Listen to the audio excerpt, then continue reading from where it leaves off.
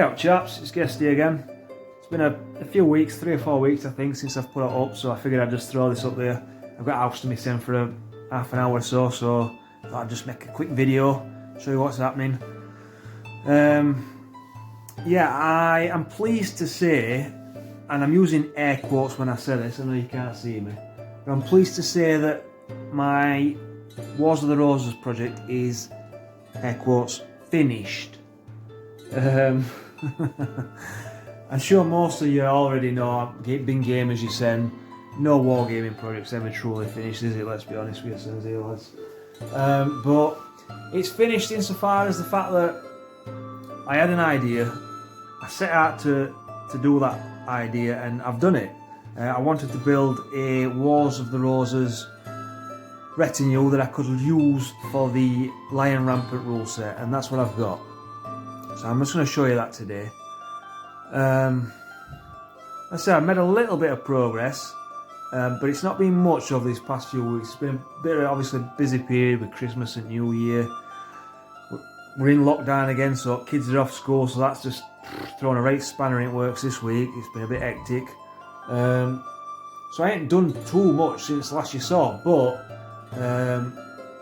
I think namely I've added flags and I've finished the command base. But I'll just go through what we've got now. So this is my, like I said, Wars of the Roses Lion Rampant retinue. I ain't gone through the points, but I think there's definitely more than 24 points worth here, which is like a standard Lion Rampant size game. So starting at the back over here, these guys, the crossbows or the shooters, because there's a few rifles in there as well. The shooters and the pikes, you might notice they're not painted up in the red, same as the rest of the chaps are. And that's because I actually painted those two units up before I had the idea of doing a Lion Rampant project. What I initially started on just like a generic Dragon Rampant project. So I just painted him in any colours, willy-nilly. And then I started on this Lion Rampant project, and I figured that I'd be able to just kind of shoehorn them in there as mercenaries. And now I do need to do a little bit more research and dig a little bit deeper into mercenaries and who were used, what was used, who by, so on and so forth. So, but I'm almost certain that Warwick, Richard Neville will have at some point used mercenaries, so I'm quite happy to include them in this force.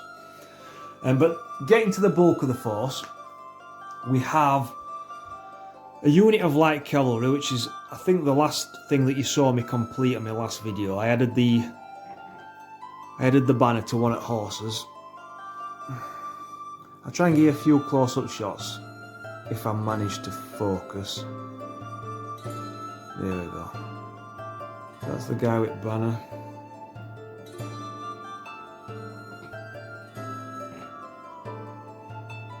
There's another one.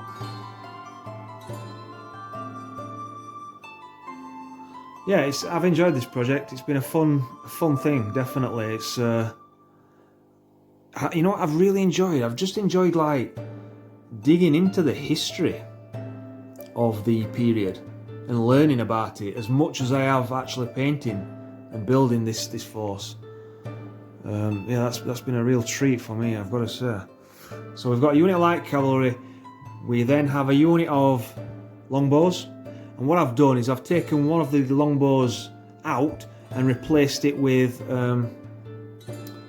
this guy, the standard bearer, and that's just so that each of these units, each of Warwick's primary retinue units has their own kind of flag and banner.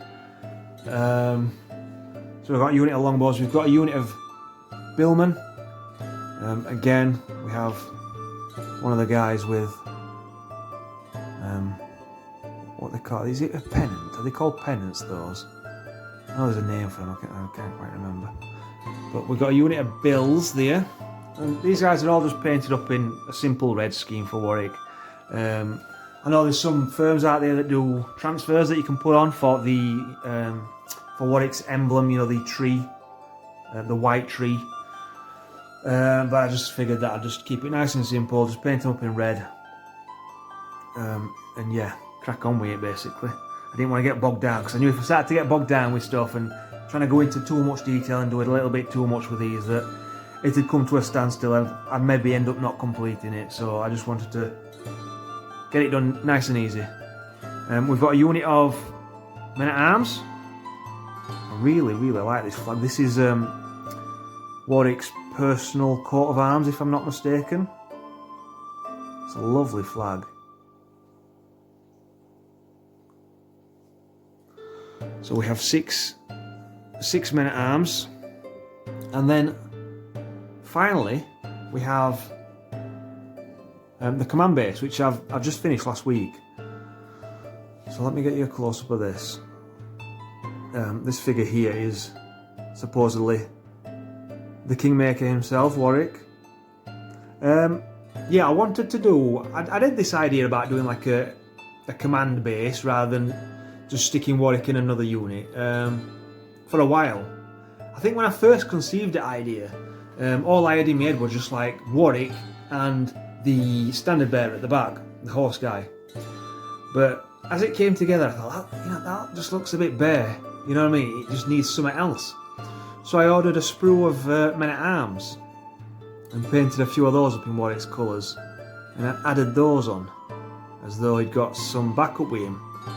And this can then be used as probably a unit of elite foot or heavy foot, probably elite foot in Lion Rampant.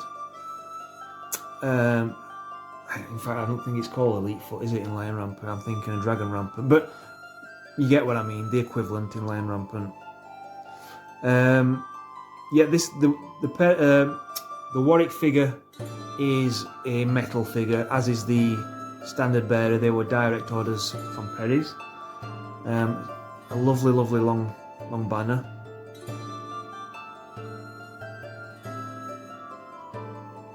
And yeah, I really like how this turned out. I didn't go crazy on Warwick. I've seen some people on internet that have painted they've painted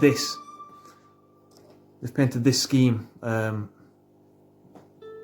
on Warwick's tunic, and that I mean, it looks fantastic, but that was way too much for my skill level and time that I was willing to invest. So I just added a bit of red there and called it a day, basically.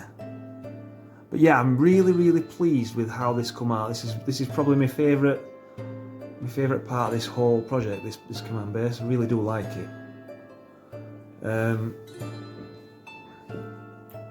But yeah, that's my Wars of the Roses Lion Rampant project.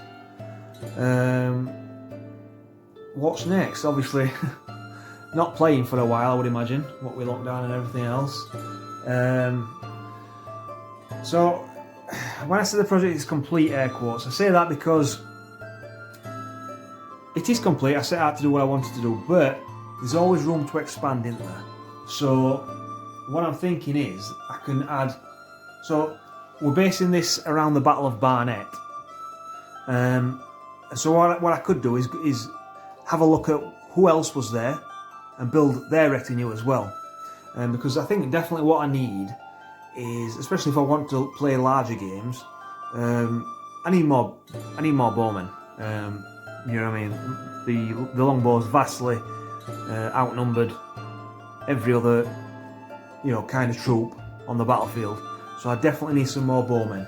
So the thinking is, I think Warwick had got a younger brother. What was he?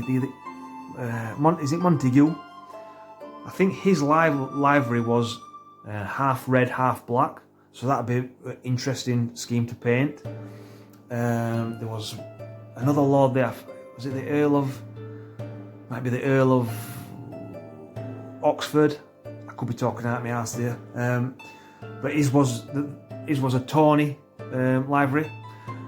So I've got options there. I can expand that way and do other nobles and their retinues if I want to, which I think I might actually, because I've just really enjoyed painting these figures up. I think it's the most fun I've ever had painting miniatures.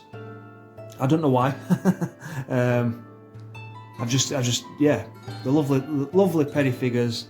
They've gone together like a dream. They've painted up like a dream, and I'm really pleased with how they've turned out. So yeah, it might be a while until I put another video out. Like I say, I kind of got this project finished, and I want to just take a little bit of time away from it, just so I don't get too burnt out.